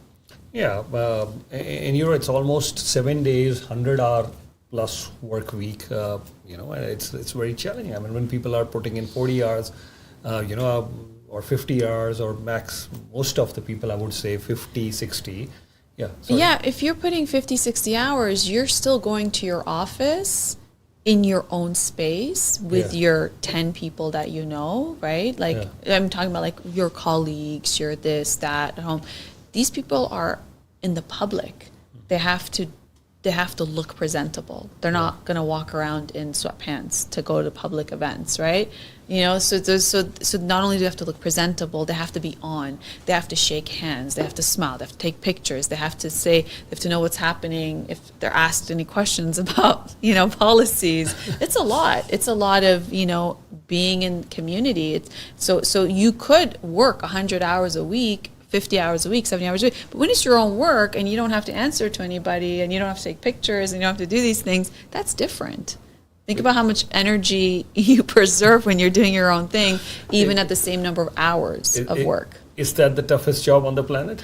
Well, I think you have to love it to do it. It's not easy, right? You have to love it, and it's very demanding because people have voted for you, and your paycheck comes from the public purse.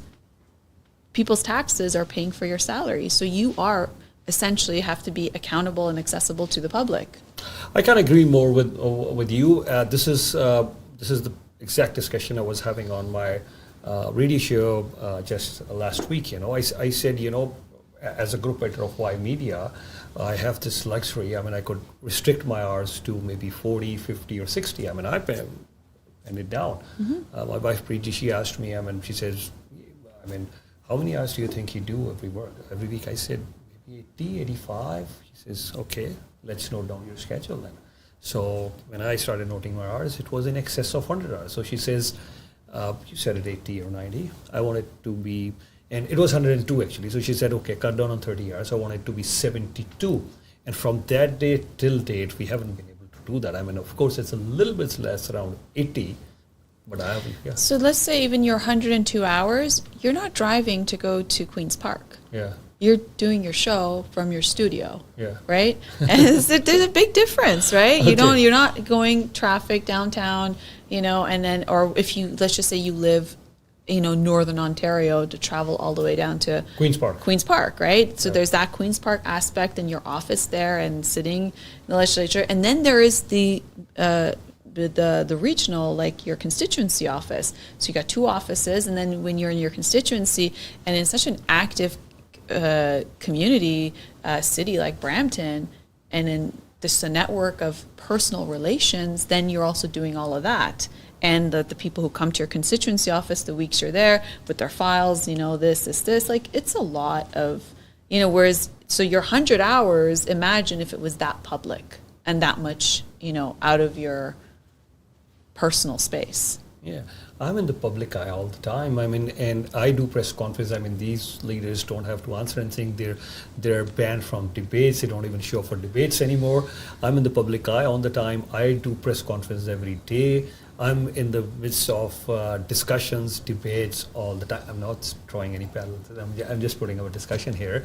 So I'm doing this all the time, and I get asked questions not just about the province of Ontario, but also about Canada, also from Trump, also about. So you're ready to run. When are you announcing the right time and the right place to announce your run?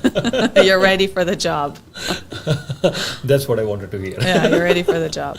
Okay, I'm ready for the job.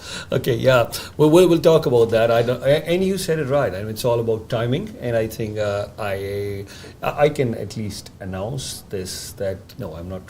This no, I don't think so. It's the right time for me. I think, I clearly see this that they say media is the fourth pillar of democracy. But I think without media, there won't be any democracy. That's what I think. Who else would hold these leaders accountable? Mm-hmm. I mean, imagine a strong, vibrant, fair media, and imagine we do not have a strong, vibrant, fair media, and I mean, who's going to hold anybody accountable? At least there's some sort of accountability now. Yeah, I mean, you look at dictatorships, right? Those countries don't have free press. Yeah. Right? It's usually state media. Yeah. Yeah, which is propaganda, which is what they're supposed to say. Supposed to say, yeah. And I personally, I didn't want to make it about me. We have a couple of writings, and then we're running out of time here. But I think since we brought this up, I think even in media, it's not even about me. It's about so many millions of journalists on this planet who do their job every day. Many of them, they risk their lives. I don't think so. There'll be many journalists who are not getting different sort of threats. They're all targets. They're all getting threats as well. There are so many different challenges for many journalists. I won't name. There's a major media outlet in Toronto. They're moving their offices. Their journalists were targeted, attacked, and every media outlet today is facing financial challenges as well. How do you run? I mean, with the disruptions in the social media here. So there are so many other challenges as well. But I'm all up for it. I think we have a very important role to play here in media. And I think for now, I'm very much committed to playing my role in the media, holding our elected leaders accountable, discussing the issues, giving a platform where we can discuss issues openly. And a very important point that I want to make, as much as our vision was always free and fair media, because I'm a very strong supporter of freedom of speech, but also there was another objective that I've always carried on, and I think we're very close to that. Mahashivratri. Interesting part was my birthday was on Mahashivratri this time, and Mahashivratri, this time, on air and off the air, Mahashivratri, as much as it's more of a Hindu festival, but then we got messages, people were saying congrats, Mahashivratri wishes on our TV and radio show, where Hindus called us, the Sikh community, the Muslim community, and the Christian community, we're all. And I think that's another part of media, to bring people together. And because I think a fractured society cannot really get anywhere. And I was, recently here at the Leadership Summit we organized.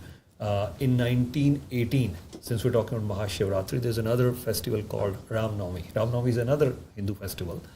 Before the Jallianwala massacre in 1918, pre-partition India, in Amritsar, Hindus, Muslims, and Sikhs, they were together celebrating this Ram Navami festival. And who has written about it? Nanak Singh, who was a survivor of the Jallianwala Bagh massacre that happened. So Nanak Singh, he's won many awards, he's written many books. So in his books, he's really showing this. And that has really left an important mark in my mind. And I think his grandson, Ambassador Navdeep Suri, was here, reading his book in English. He wrote it in Punjabi. Anyways, we don't want to digress too much. But when you talk about the role of media, and I thought I'll just share this. Let's quickly go to the rest of the writings, and then we'll call it a day. Yeah, the rest of the writings for Mississauga. Here we have Mississauga Centre. Now Mississauga Center. If you look at it, we're talking about Sumera Malik, and now we'll quickly move on to Mississauga East Coxwell. I think this is the riding that everyone is talking about. We have the giant killer there, Sylvia Gulter. She's the numbers here are 16,763 for her. PC Party won. 15,536 for Bonnie Crombie. So not much of a difference there. I would say a little over 1,000 votes.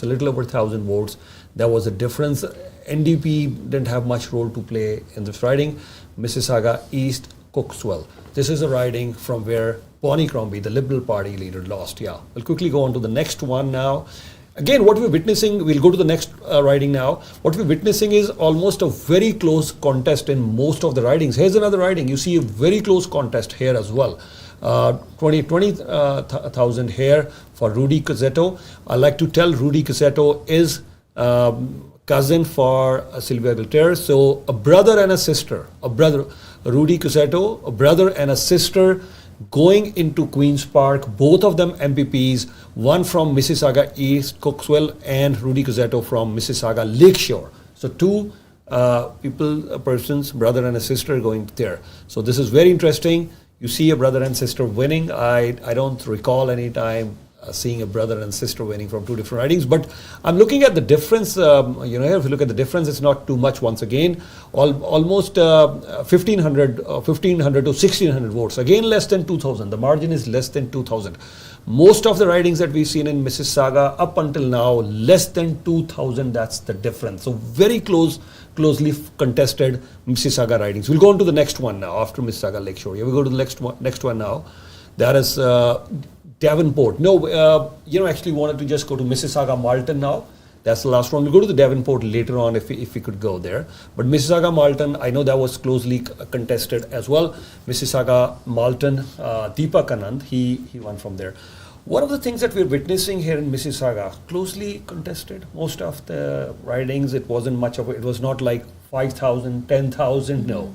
Mississauga, this was the point I was making at the start of the show, that yes, strategically, you've gained number of seats from 9 to 14 official party status, 30% vote share for Liberals, but a little bit more strategically, they could have flipped a few seats. Well, it looks like there was some level of Bonnie Crombie effect in Mississauga because it was so competitive, because previous election it wasn't that competitive. Yeah. And given that it's the same voter turnout at 44% versus 45%, like 44 in 2022, 45 in this election cycle. So it goes to show that there was momentum because of Bonnie Crombie, but they just couldn't pull it. And when you look at, about average, 1,500 to 2,000, vote difference, really they just had to move another 1,000 votes on each side to take over, right? And that's on average, like 350 households? Not like you could have pulled that out, but given that there was 3 days of advance polls versus 10 days, and then election day was, usually you don't know if you're going to make it out to election day or what's going to happen, and in this case it's winter and how's the weather, which wasn't that bad actually. It was a nice day. It started off snowing, but it was a fairly nice day. But if you didn't get out in those advance polls and you couldn't get to the polls on election day, you weren't going to cast your ballot unless it was a mail-in. The thing here is that I think maybe Bonnie Crombie thought Mississauga was going to be a shoo-in, and maybe they didn't spend much time on the ground strategically to pulling out those votes. But definitely you can see that there was a movement to make sure that she doesn't win her seat, right? And that's very embarrassing for any leader of any party when they cannot get themselves, to work in terms of winning their election, winning their seat, and being able to go to work and to represent their party and their constituents. So for her to be on the outside, even though she says she's going to stay on, I don't know if she's not going to be in trouble on the party side. I don't know what will happen, because no one's stepping down. There isn't a by-election. Even so, she would have to now try to run in Toronto where it's more Liberal friendly. But if you can't win in your own city, right? Mayor for 10 years, councillor for 4 years, MP for 4 years, that runs up to 18 years. Like, give or take 20 years, this is your home, and if you can't win there, so it doesn't look so good. And there's no way you can stay out for 4 years as a leader and then think that there's going to be a momentum. I think they missed the ball on the whole Trump tariff thing in terms of what they were going to do. And talk about it, put a platform out about it, anything. She's like, yeah, we'll support, but what's that line item? What is the dollar value for supporting businesses, right? So perhaps Mississauga likes her as mayor, but when it comes to the tariffs and what that means for the economy, they thought, Doug Ford was a better option. Yeah, and Merit Stiles, I listened to her after her victory, and she was a very conciliatory tone with Ford, and she said, we're going to support, the fight against the tariffs. So we're going to talk about that. That's going to be a last point. But Mississauga Malton, I just wanted to wrap it up for Mississauga Malton. If you look at that, the numbers, when you look at the numbers, if we can remove the headline, then that way we can have a look at the numbers as well. Yeah, Deepak Anand, 15,000 for him, 11,497 for Jawad, and again, this is the only riding which I see has approximately, I would say, 3,500. Approximately 3,500 is the difference. But on almost on all other ridings, you saw a difference of 1,500, 2,000. That was a difference.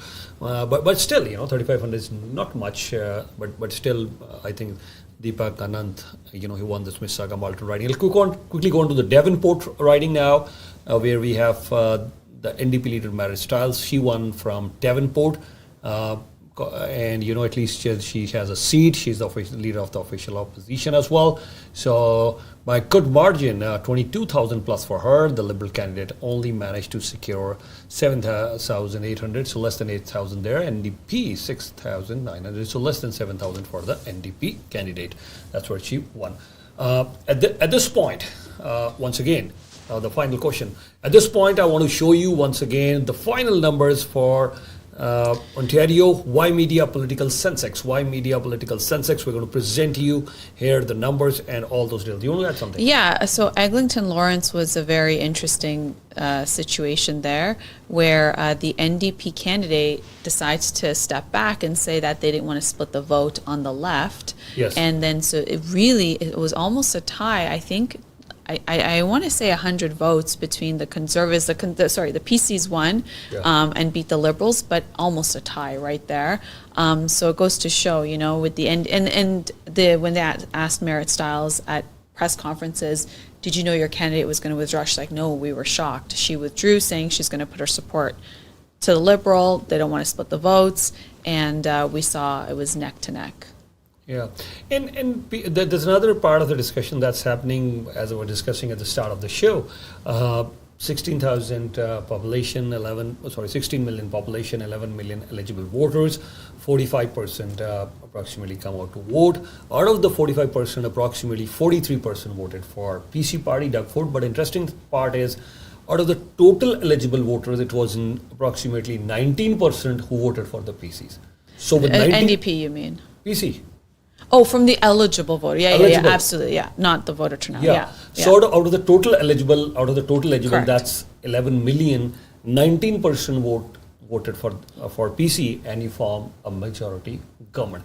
That's another question. When we talk about democracy, I'm not saying the 55% who didn't come out to vote, we don't know which party they would have voted, because they didn't come out to vote. But I know there was a time. Here in Canada, the numbers would be in 70s, 80s, even close to 90%. Well, when you have snap elections, it usually favors the incumbent. Yeah. Oh, I know 2022 wasn't a snap election, but it was very low voter turnout, whereas 2018 was much higher. When I said 18, so when it comes to voter share, so 45% of the eligible voters voted in this election. Out of that, the PC's got 30%? Yeah. No, sorry, 43%. The Liberals got 30%, and then the NDP got 18%. 18%. So that's the other thing. There's the popular vote, and then there's the electoral vote, right? It's per per electoral. So that was another interesting thing, that the Liberals got more votes than the NDP, but obviously less seats when it comes to voter share. Yeah, because look at Mississauga. They're getting 14,000, 16,000, 12,000, but they lost all the seats, including the leader herself. And look at Brampton as well. Yeah. Their vote share is very high again in Brampton. NDP has no role to play there, but very strategically, NDP has seats like Devonport, Hamilton Centre up in the north. So NDP has won in strategic areas. So that's why their vote share is 18%, but it's still managed to win 26 seats. Yeah. That is the reason. So here we have the final count as far as the seats are concerned. So I want to show you a graphic where we have the final count. It could change, especially there are some close ridings. So, but overall, if I look at how many seats did PC won, how many seats did NDP win. So here is a number that we have for you. PC has won 80, so that's a +1 for the PC party.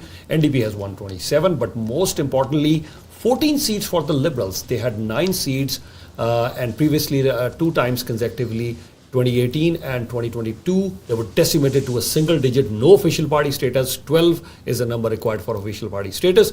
So they have 14 this time, and Green, they still managed to retain their 2 seats. So nothing much has changed for the Green Party.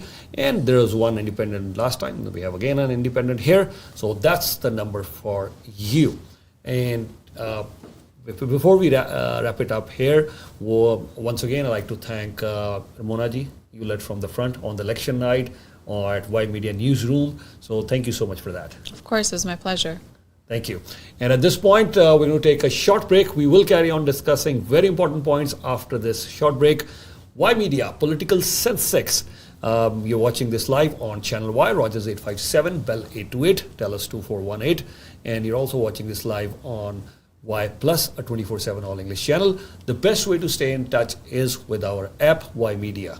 Ymedia, download it on your phone and you can stay connected. You can watch two 24/7 channels. One is Channel Y, Punjabi, Hindi, Urdu and English. The other one is all English, Y Plus. You can also listen live Radio Y. You can read the newspaper and of course all the latest news. So please download Ymedia. That's our app. You can stay connected with us. For any detailed information, contact 416-475-5000. Stay tuned with Ymedia. Thank you.